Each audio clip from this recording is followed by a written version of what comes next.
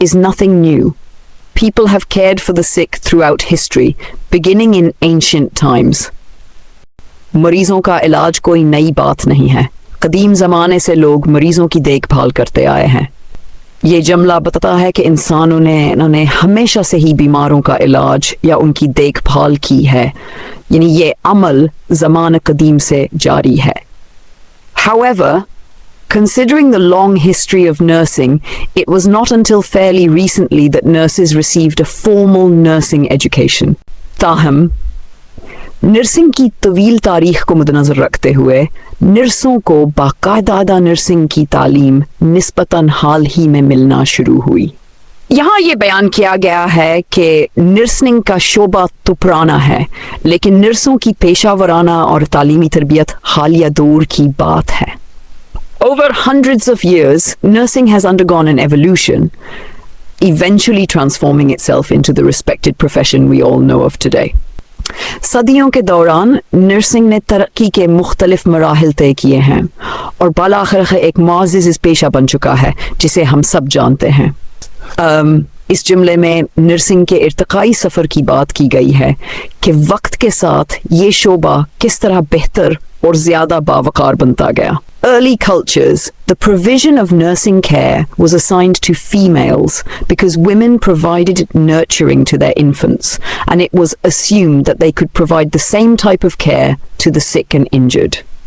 कुछ इब्तदाई तहज़ीबों में नर्सिंग की देखभाल की जिम्मेदारी औरतों को दी जाती थी, क्योंकि औरतें अपने बच्चों की परवरिश करती थीं और ये समझा जाता था कि वो बीमार और ज़ख्मी अफराद की भी इसी तरह देखभाल कर सकती हैं। इस जुमले में बताया गया है कि कदीम माशरों में नर्सिंग का काम ममूमन ख़वातीन के स्पर्द किया जाता था। इसकी वजह यह थी कि ख़वातीन पहले हया अपने बच्चों की परवरिश का फितरी काम अंजाम देती थीं, इसलिए लोगों का ख्याल था कि वह बीमारों और ज़ख्मियों की बेहतर देखभाल कर सकती। ये सोच नर्सिंग में ख़वातीन की शमूलियत की एक इब्तदाई बुनियाद बनी। दीगर कदीम मुआशरों में मर्दों को बीमारों की देखभाल के लिए नामजद किया जाता था, क्योंकि इन्हें पादरी, रूहानी रहनुमा या तब के माहिर समझा जाता था। इस जुमले में कहा जा रहा है कि कुछ कदीम माशरों में ख़वातीन नहीं बल्कि मर्द बीमारों की तीमारदारी करते थे।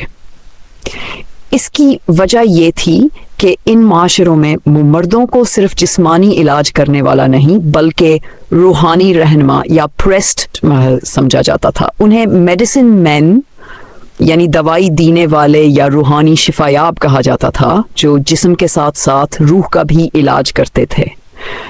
ये बात इस तस्वुर को जाहिर करती है कि मुख्तलिफ माशरों में वक्त के साथ साथ बीमारी और सेहत के शोबे को मुख्तलिफ नज़रियात के तहत तरतीब दिया गया। There was no formal education available in primitive societies, so the earliest nurses learned the tricks of the trade via oral traditions that were passed down from one generation to the next. कदीम मुआशरों में रस्मी तालीम मौजूद नहीं थी, इसलिए इब्तदाई नर्सें अपनी महारतें ज़बानी रवायात के ज़रिए सीखती थीं, जो एक नस्ल से दूसरी नस्ल तक मुंतकिल होती रहीं। ये जुमला बता रहा है कि कदीम ज़माने में बाकायदा स्कूल या तरबियत का निज़ाम मौजूद नहीं था, इसलिए नर्सिंग के हनर लोग अपने बड़ों से ज़बानी तौर पर सीखते, जैसा कि क़स्से, मुशाहिदे या तजुर्बात के ज़रिए। They also learned how to nurse patients back to health through trial and error and by observing others who cared for the sick.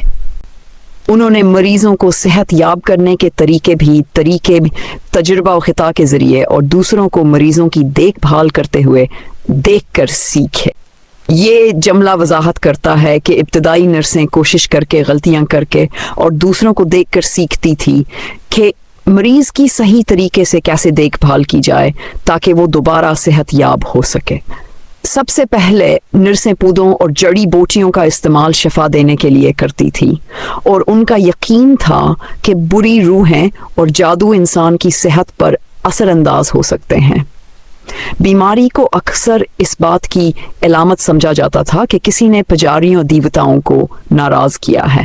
यह पैराग्राफ कदीम दौर की नरसिंगावर सेहत के बारे में लोगों के अकायद को बयान करता है। उस वक़्त साइंसावर तबब की मौजूद है शक्ल मौजूद नहीं थी, इसलिए लोग कुदरती ज़राया जी से जड़ी बूटियों और पौधों से इलाज करते थे। वही यह भी मानते थे कि बीमारी सिर्फ जिस्मानी नहीं बल्कि रूहानी मसला भी हो सकती है, यानी अगर कोई बीमार होता तो वैसे यह समझा जाता कि हस पर बुरी रूहों या जादू का असर है। बीमारी को ज़ाया नाराज़ की इलामत समझा जाता, यानी देवताओं या मजहबी रहनुमाओं पुजारियों को नाराज़ करने की वजह से। मिस्री निज़ाम सेहत वो पहला निज़ाम था जिसने तकरीबन 3000 कबल मसीह में तबी रिकॉर्ड्स को महफूज करना शुरू किया। मसरी माशरा वो पहला माशरा था जिसने अद्वियात की दर्जा बंदी की और सेहत को बरकरार रखने के मंसूबे तैयार किए। वो सबसे पहले थे जिन्होंने जख्मों की मरम्मत के लिए टांकों के तस्वूर को इस्तेमाल किया। ख्याल किया जाता है कि मसरी मुआलिज मखसूस बीमारियों जैसे अंदरूनी इमराज, टूटी हुई हड्डियां और जख्म में महारत रखते थे। ये मालूमात कदीम मसरत की तब्बी तरक्की को जाहिर करती हैं। 30 कबल मसीह में मसर के लोग मरीजों की सेहत से मुतल्लिक रिकॉर्ड्स लिखते और महफूज करते थे जो दुनिया में पहली बार हुआ। उन्होंने दवाओं को मुख्तलिफ इकसाम में बांटा ताकि हर बीमारी के लिए मखसूस दवा दी जा सके। जख्मों को बंद करने के लिए उन्होंने सुतर्स यानी टांके ईजाद किए जो आज भी जदीद तब में इस्तेमाल होते हैं। हर तबीब किसी खास बीमारी में महारत रखता था, जैसा कि आजकल स्पेशलिस्ट होते हैं। Greece From 1500 BC to 100 BC, Greek philosophers sought to understand man and his relationship with gods, nature, and other men. They believed that gods and goddesses of Greek mythology controlled health and illness. Temples were built to honor Asclepius, the god of medicine, and were designated to care for the sick. The Greeks believed in Apollo, the Greek god of healing, and prayed to him for magic cures for their illness. यूनान 500 कबल मसीह से लेकर 60 कबल मसीह तक यूनानी फ़लसफ़ी इंसान देवी देवताओं, फितरत और दूसरे इंसानों के साथ ताल्लुक़ को समझने की कोशिश करते रहे। वज़ाहत इस दौर में यूनानी फ़लसफ़ी इंसानी फितरत और कायनात में इसके मकाम पर गौर करते थे। वो इस बात पर यकीन रखते थे कि यूनानी दिवमाला मिथोलॉजी के देवी देवता सेहत और बीमारी को कंट्रोल करते हैं। वजाहत यूनानी दिवमाला में हर देवता किसी खास शोबे का जिम्मेदार होता था, जैसे सेहत या जंग।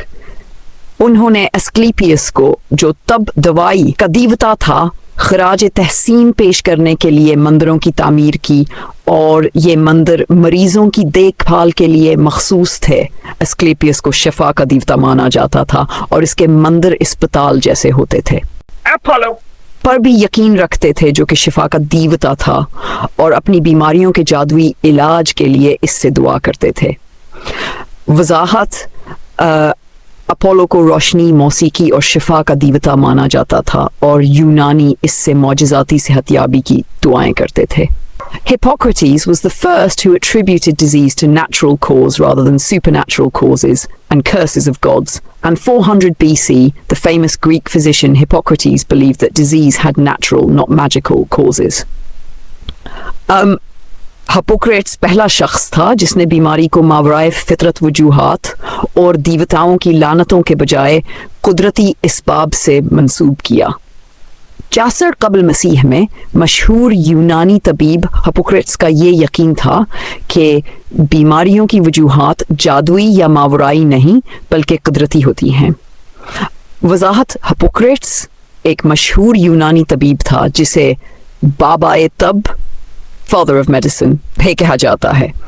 उस ज़माने में लोग आमतौर पर यह समझते थे कि बीमारियां देवताओं के गब, जादू या शैतानी असरात की वजह से होती हैं, लेकिन हिप्पोक्रेट्स ने यह नज़रिया पेश किया कि बीमारी की वजूहात जिस्मानी और फितरी होती हैं, जैसे खुराक, माहौल और जिस्मानी हालत, न कि कोई माफूकाल फितरत ताकतें। ये तब में एक इनकलाबियत बदीली थी जिसने साइंसी तरीकों से बीमारी की तशखीस और इलाज की बुनियाद India, dating from 2000 to 1200 BC, the earliest cultures of India were Hindu. The sacred books of Hindu, Vedas, were used to guide healthcare practices. The Vedas included herbs, spices, displays of magic and charms. The Indian documented information concerning prenatal care and childhood illness. Bharat वसाइंस कबल मसीह से 200 कबल मसीह के दरमियान भारत की इब्तदाई तहजीबें हिंदू थीं। हिंदू मजहब की मुकद्दस किताबें वैद सेहत की देखभाल से मुताल्लिक तरीकों की रहनुमाई के लिए इस्तेमाल होती थीं। वेदों में जड़ी बूटियां, मसाले, जादू के मुजाहरे और तावीज़ात शामिल थे। भारतीयों ने दौरान हमल निगहदाश्त, प्रीनेटल केयर और बचपन की बीमारियों से मुताल्लिक मालूमात को तहरीरी शक्ल में महफूज किया। ये इबारत भारत की कदीम तहजीबों के बारे में है जो तकरीबन 2000 से 2000 कबल मसीह के दरमियान थीं।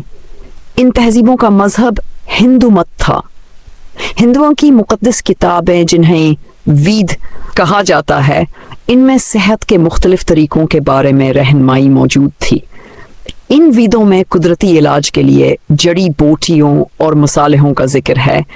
इसके साथ साथ उस दौर में जादू और तावीज़ का भी रिवाज था। इसके अलावा भारतीय लोगों ने हमल के दौरान की देखभाल, प्रीनेटल केयर और बच्चों की बीमारियों के बारे में मालूमात को भी बाकायदा तौर पर तहरीर किया, जो इस दौर में तबी इल्म की अहम मिसालें हैं। चीन कन्फ्यूशस फ़ैफ़ जमिनाइस कबल मसीह की तालीमात ने कदीम चीनी अवाम की रसूमात और तर्ज ज़िंदगी पर गहरा असर डाला। एक रवायत जो इनके सेहत और बीमारी के बारे में अकायद की नुमाइंदगी करती है, वो यीन और यांग का फ़िलसफ़ा था। चीनियों का यकीन था कि अगर यीन और यांग दरमियान अदम तवाज़ुन हो तो इंसान बीमार हो जाता है, जबकि इन दोनों कुव्वतों के दरमियान तवाज़ुन सेहत की इलामत समझा जाता था। कदीम चीनी यीन और यांग के तवाज़ुन को कायम रखने के लिए मुख्तलिफ तरीका इलाज इस्तेमाल करते थे, जिनमें एक्यूपंक्चर, सुइयों के ज़रिए इलाज शामिल था। इसके अलावा पानी से इलाज, हाइड्रोथेरेपी, मालिश और वर्जिश को बीमारी से बचाव के तरीकों के तौर पर अपनाया जाता था। वजाहत कन्फ्यूशियस एक मशहूर चीनी फ़िलसफ़ी थे जिनकी तालीमात चीनी समाज और अखलाकियात को तश्कील दिया। यीन और यांग चीनी फ़लसफ़ा के मुताबिक दो मुतज़ाद कुव्वतें हैं। यीन तारीकी, सर्दी, नस्वानीत, और यांग रोशनी, गर्मी, मर्दानगी। इन दोनों के दरमियान तवाज़ुन सेहत की अलामत समझा जाता है।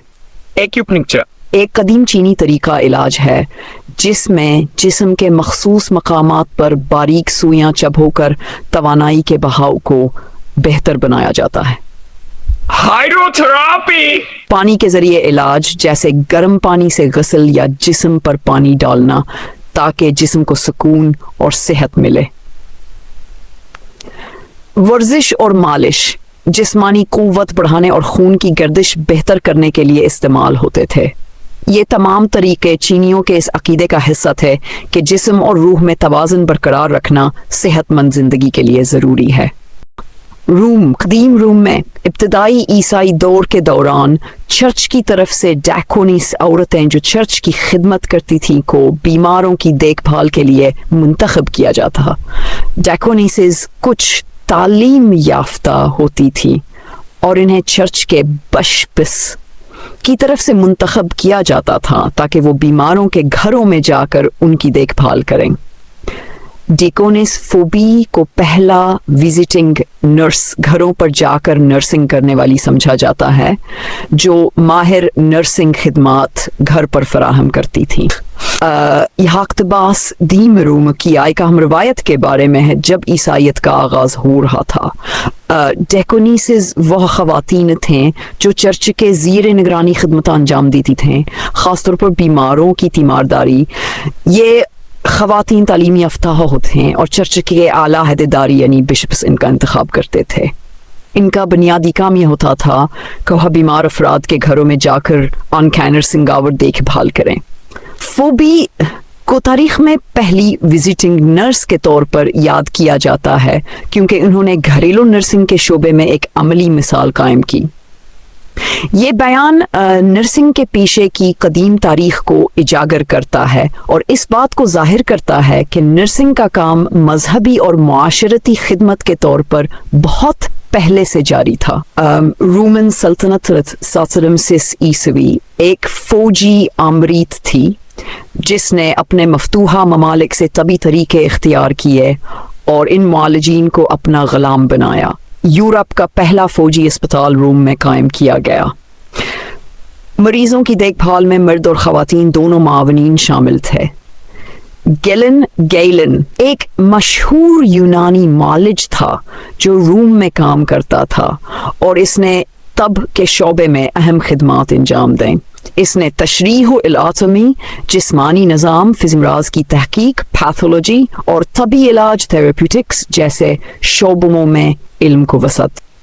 رومن سلطنت ایک طاقتور سلطنت تھی جس نے کئی خطوں پر قبضہ کیا۔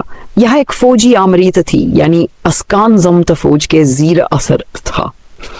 انہوں نے اپنے مفتوحہ علاقوں سے طبی علم حاصل کیا اور وہاں کے ماہرین کو غلام بنا کر ان سے کام لیا۔ فوجی اسپتال کیا بدار رومن سلطنت میں ہوئی جو جنگی فوجیوں کیا دیکھ بھال کے لیے تھا۔ گیلن کو طب کی تاریخ میں ایک نمایاں مقام حاصل ہے۔ اس کا کام بعد کے کئی صدیوں تک طبیعت علیم میں استعمال ہوتا رہا۔